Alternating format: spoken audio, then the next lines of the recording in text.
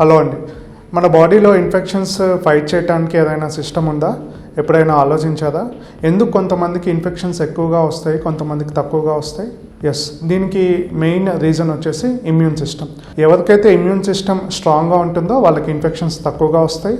అలాగే immune system వీక్గా ఉన్న వాళ్ళకి ఎక్కువగా ఇన్ఫెక్షన్స్ వస్తూ ఉంటాయి. అలాగే మరి క్యాన్సర్ని ఎదుర్కోవటానికి ఇమ్యూన్ సిస్టమ్ పనిచేస్తుందా లేదా? సో ఇవాళ మన టాపిక్ వచ్చేసి immune check point inhibitor therapy. ఇది ఒక అద్భుతమైన కొత్త చికిత్సా విధానం అందుబాటులోకి వచ్చింది. నేను doctor Uday Kumar Punukullu, senior medical oncologist, Renova century hospitals, Banjara హిల్స్లో ప్రాక్టీస్ చేస్తూ ఉంటాను.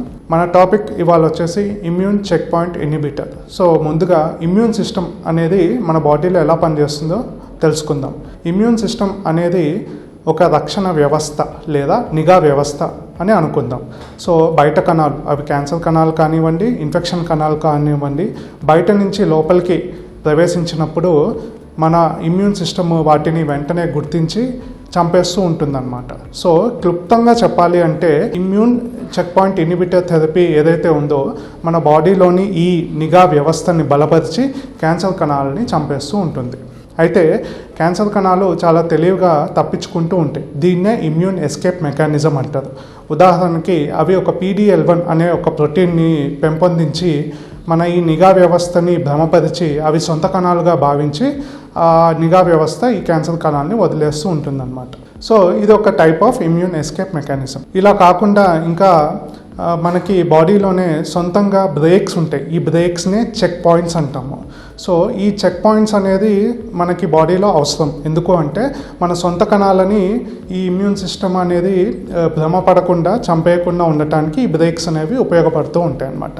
అయితే క్యాన్సర్ కణాలు ఈ చెక్ పాయింట్స్ని తన సొంత లాభాల కోసం వాడుకుని తప్పించుకుంటూ ఉంటాయి. సో ఇందాక నేను చెప్పిన immune check point inhibitor therapy ఏదైతే ఉందో అది ఈ చెక్ పాయింట్స్ని బ్లాక్ చేస్తుంది, అంటే ఆ బ్రేక్స్ని బ్లాక్ చేస్తుంది. సో ఇలా బ్లాక్ చేయటం వలన ఇమ్యూన్ సిస్టమ్ యాక్టివేట్ అయ్యి ఈ క్యాన్సర్ కణాలని గుర్తించి వెంటనే స్పందించి వీటిని చంపేయటం జరుగుతూ ఉంటుంది అన్నమాట.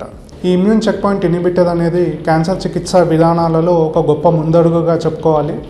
అలానే మన బాడీలోని ఈ రక్షణ వ్యవస్థని బలపరిచే అద్భుతమైన చికిత్సా విధానం. అండ్ అన్ని చికిత్సలకి ఇది రిప్లేస్ చేయలేకపోయినా కొంతమందిలో మాత్రం ఇది తప్పకుండా ఆశాకిరణం అని చెప్పొచ్చు. సో ఇది ఎలాంటి పేషెంట్స్లో పనిచేస్తుంది? సో ఇందాక నేను చెప్పినట్టు PD-L1 అనే ప్రోటీన్ బాగా ఎక్స్ప్రెస్ చేసే పేషెంట్స్లో ఇది బాగా పనిచేస్తుందండి. ఎంత ఎక్కువగా PD-L1 ఉంటే అంత బాగా పనిచేస్తుంది అనమాట. అండ్ ఇది వచ్చిన కొత్తలో ఓన్లీ లాస్ట్ స్టేజ్ క్యాన్సర్ పేషెంట్స్కి మాత్రమే ఉపయోగించే వాళ్ళం. ఇప్పుడు లాస్ట్ స్టేజ్ కాకుండా కూడా ఇంకా ఎర్లీగా డిటెక్ట్ చేసే క్యాన్సర్స్లో, లంగ్లో, పొట్ట క్యాన్సర్లో, అన్నవాహిక క్యాన్సర్లో, కిడ్నీ క్యాన్సర్లో కూడా మనం ఉపయోగిస్తున్నాం. సో దీనికి ఎలాంటి సైడ్ ఎఫెక్ట్స్ లేవా అంటే అలా కాదు. ఏ చికిత్స ఒకటి గుర్తుపెట్టుకోవాలి, ఏ చికిత్స తీసుకున్నా కూడా ఎఫెక్ట్ ఉన్నప్పుడు సైడ్ ఎఫెక్ట్ అనేది తప్పకుండా ఉంటుంది. బట్ కీమోతో పోలిస్తే ఇమ్యూనోథెరపీ సైడ్ ఎఫెక్ట్స్ అనేవి తక్కువగా ఉంటాయి. అది మన డాక్టర్ అదుపులో ఉంటాయి. ఎక్స్పెక్టెడ్ సైడ్ ఎఫెక్ట్సే ఉంటాయి. ప్రాణానికి ప్రమాదమయ్యే సైడ్ ఎఫెక్ట్స్ అంటూ ఎలాంటివి ఉండవు అనమాట. సో మీకు ఇంకా కూడా ఈ immune check point inhibitor therapy గురించి తెలుసుకోవాలంటే మాకు ఎప్పుడైనా కూడా కాంటాక్ట్ చేయొచ్చు. Thank you.